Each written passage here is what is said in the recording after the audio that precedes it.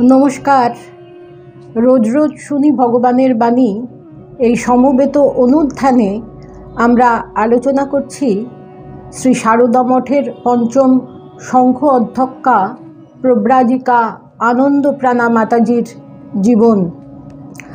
মাতাজি যখন নিবেদিতা স্কুলে পড়াতেন, ছাত্রীদের অত্যন্ত ভালোবাসতেন এবং স্নেহ করতেন। অর্থনৈতিকভাবে অসচ্ছল পরিবারের ছাত্রীদের মাতাজি পরম মমতায় সব দিক থেকে সাহায্য করতেন। স্কুলে প্রাথমিক শিক্ষা শেষ হলে অধিকাংশ শিশুর পরবর্তী পড়াশোনার ব্যবস্থা করে দিতেন। পড়াশোনায় পিছিয়ে পড়া শিশুদের স্কুল ছুটির পর বাড়ি যেতে না দিয়ে খাওয়া ও পড়ার ব্যবস্থা করতেন। কখনো কোনো সন্ন্যাসিনী বা ব্রহ্মচারিণীকে বলতেন তাদের পড়িয়ে দিতে।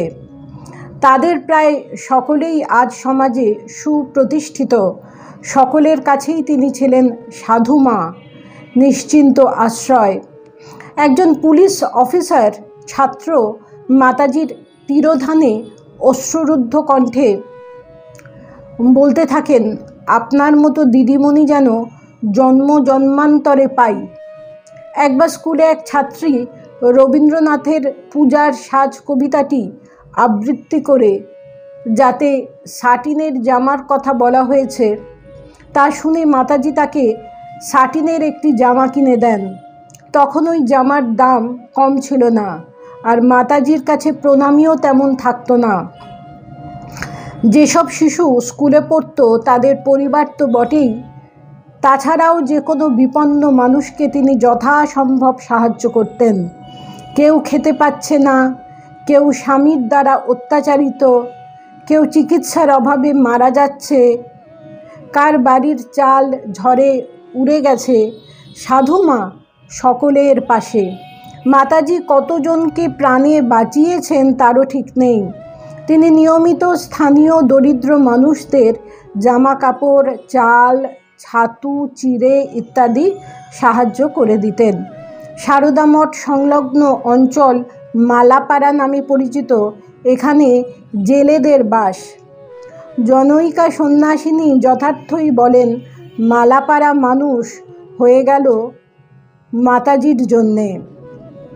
মাতাজির নীতি ছিল প্রতি পরিবারে অন্তত একজনকে স্বাবলম্বী করে দিতে হবে, তারপর সেই নিজের পরিবারকে দেখবে।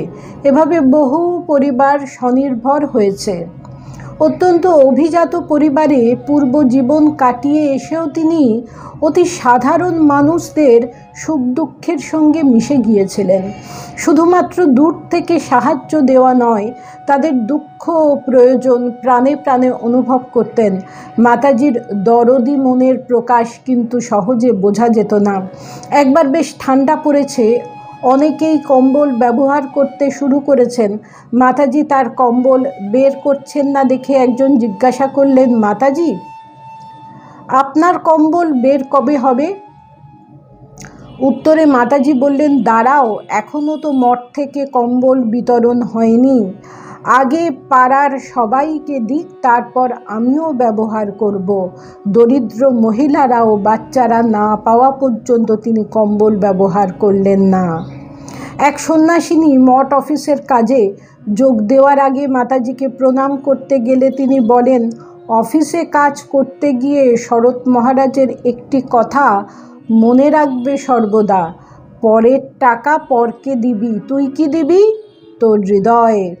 অপরকে হৃদয়ে দেওয়াটি কি, সেটি মাতাজির জীবনে অক্ষরে অক্ষরে প্রতিফলিত। শেষ বয়সে জিজ্ঞাসিত হয়ে বলেছিলেন, স্বামীজির দাও আর ফিরে নাহি চাও, থাকে যদি হৃদয়ে সম্বল। এই ভাবটি তার সবচেয়ে ভালো লাগে। সংঘ জীবনে আনন্দপ্রাণা মাতাজি গুরুজনদের স্নেহ আশীর্বাদ অকৃপণ ধারায় লাভ করেছিলেন।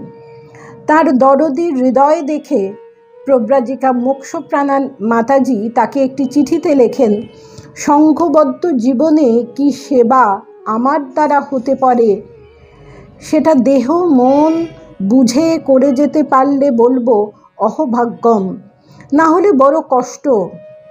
অপরের তো বটেই, নিজের সবচেয়ে বেশি। খুব শান্ত মেজাজে ধীর স্থির চিত্তে যথাসাধ্য করে যাও, তোমার গুরুকৃপা আছে। নমস্কার। প্রাণারাম প্রাণারাম প্রাণারাম প্রাণারাম প্রাণারাম প্রাণারাম। কি যেন লুকানো নামে তাই মিষ্ট এত তব নাম প্রাণারাম প্রাণারাম।